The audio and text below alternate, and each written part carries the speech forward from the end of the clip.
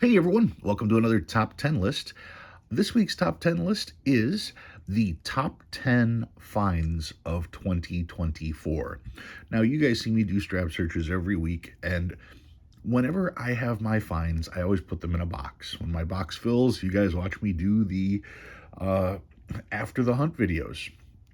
But I also saved all the notes that I put in sleeves, and there's actually quite a few.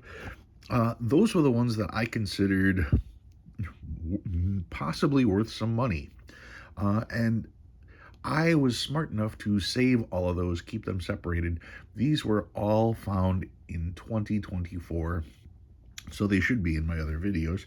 But now you get to see what a year's worth of searching yields. All right, we're going to start with some honorable mentions. First honorable mention. This was the highest number that I found. Remember, they don't go up to 999. Singles only go up to 9600. This one here was 9599, and then it goes 5249. Ideally, you want one more 9 for this to have any additional value. But I always like to keep the highest number I find just to see how close I get to that, because the fact that they are hard to find is why they are worth money. Don't forget that. If you can go to the bank today and find one, it's probably not worth anything, because you can go to the bank today and find one. So yeah, after a year's worth of searching, this was the highest number I found. So that's honorable mention. Also in the honorable mention bracket, I saw in the Green Guide to Fancy Serial Numbers that 4 pairs like this is supposed to be ridiculously rare, and I think that's a misprint because it said that it only happens 5,000 times out of 100 million.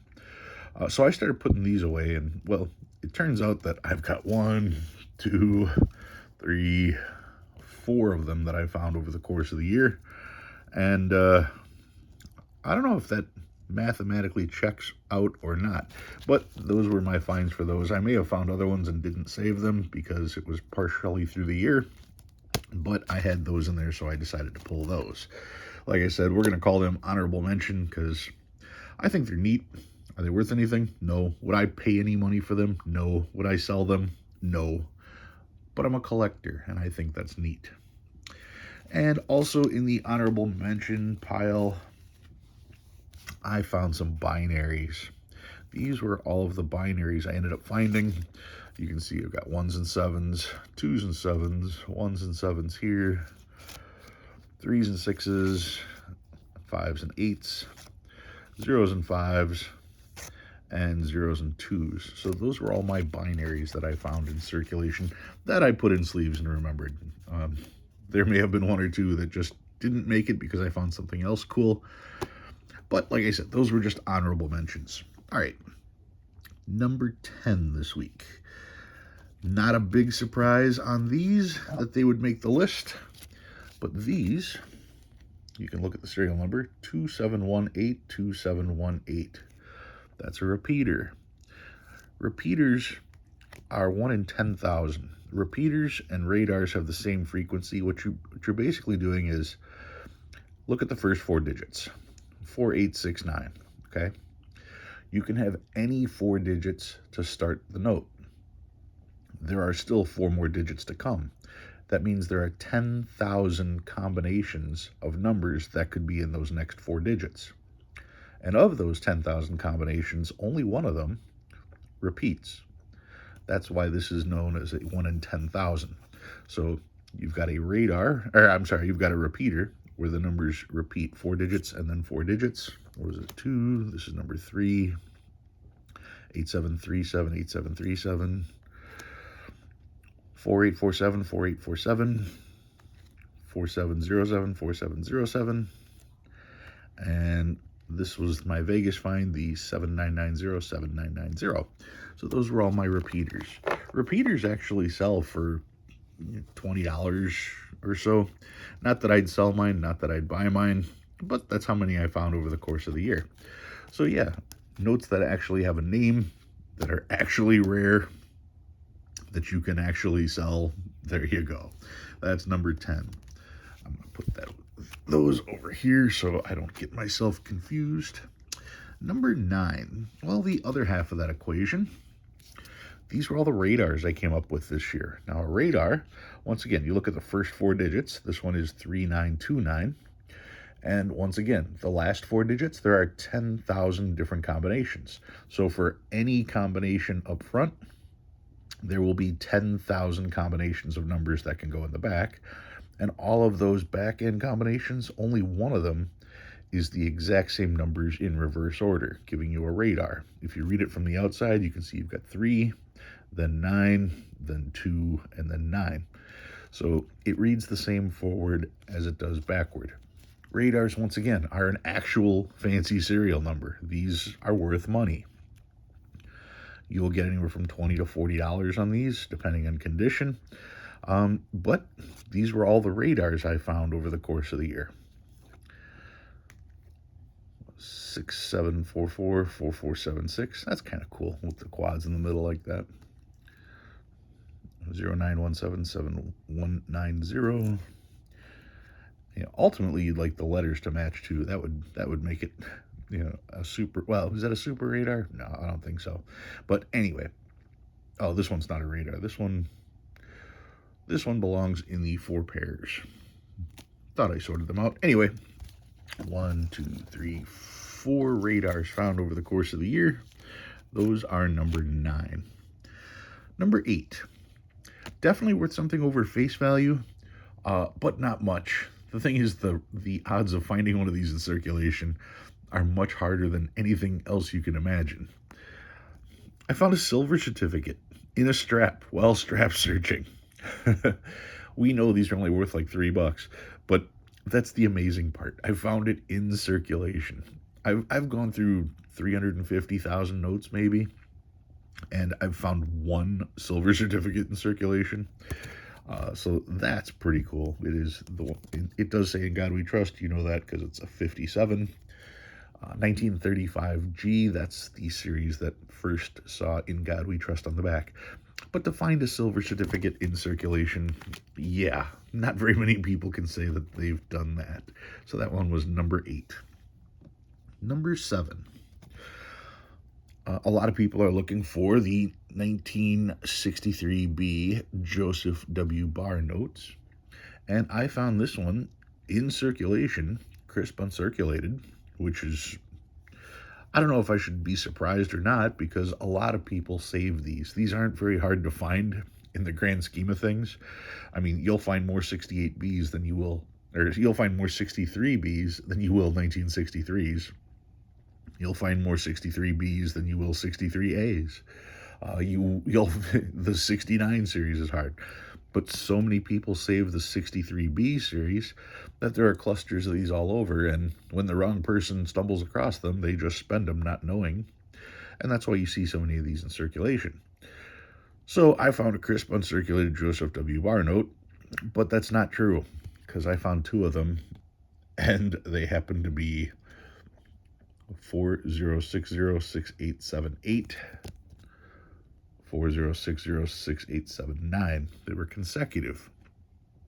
It's hard enough to find a B note, 63B, but to find 2 consecutive uncirculated 63Bs in circulation, I guess that's just extremely lucky that I came across them because I pulled them. The average person would think this is a regular note and just continue to spend it, and these would be trashed. So that was number 7. Number 6. This is one of those notes that is only special to me. And there's going to be a lot of notes out there that are only special to you. But I saw this, and to me, it was worth saving. This note covers just about everything. You guys know that I was friends with Dennis Huff, and me and Dennis used to exchange packages all the time. Dennis would send me all the trinaries and quads he found, and I would send him all of the double O's, all of the notes that I found that started 00. He was trying to match pairs that started with 00. I was trying to match pairs that that were trinaries or that were quads. So we were always exchanging notes back and forth. This note is a 00, like Dennis would save. It also has quad ones, like I would save. It's also a trinary, zeros, ones, and sixes, like I would save. And it happens to be a star note, like all of us save. The other cool thing is that it's a Minneapolis note, which my friend Dan from Polar Currency loves collecting all of his Minneapolis notes. So to have a Minneapolis 00 trinary quad star, once again, is it worth anything over face value? No, not at all. But this one note culminates some of the best friendships I've made through my YouTube channel, all in one note. How cool is that? So that one is number five. Number six. Number five. This one is in rough shape, and that's too bad because look at what this actually is. First of all, you're talking it's a 1988A. No, it is not a web note because we can see that there. But looking at that serial number, you have 2232 2322. It's a binary, just twos and threes, but it's also a radar, a binary radar. 2232 2322 reads the same. Look at the numbers from the outside: 2, 2, 3, and then 2. So it's a binary radar found in circulation, not in the greatest of shape, but how many people have a radar from 1988A? And the fact that I found this in circulation, just stunning. The amount of circulation on it lets you know how many people have handled this note. Most likely scenario is somebody was saving this because it was a binary radar. They may have given up and spent it. Someone in their house may have seen it and thought it was a regular dollar and spent it.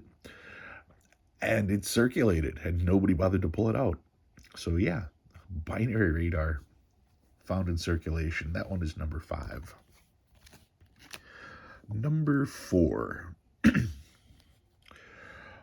This is the biggest one of these I've ever found.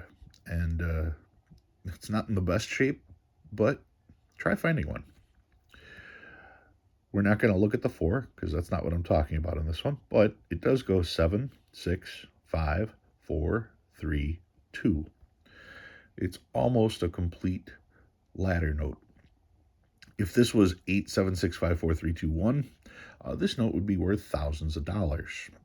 If this was 7, 6, 5, 4, 3, 2, 1 with a random digit, it would be worth probably still $100 or so.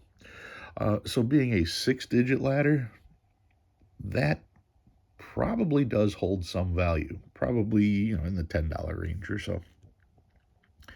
You see people trying to claim that 4-digit ladders are worth something. No, they're not. 4-digit ladders are worthless. 5-digit ladders are worthless. Once you get into 6-digit ladders, maybe something over face value once you get to that point. But 4 and 5-digit ladders, no, nothing there. And so I found a 6-digit ladder, and I thought that was pretty interesting because you just don't see it that often. So that one was number 4. Number 3. Heavily circulated star note, right? What's the big deal? If we zoom in,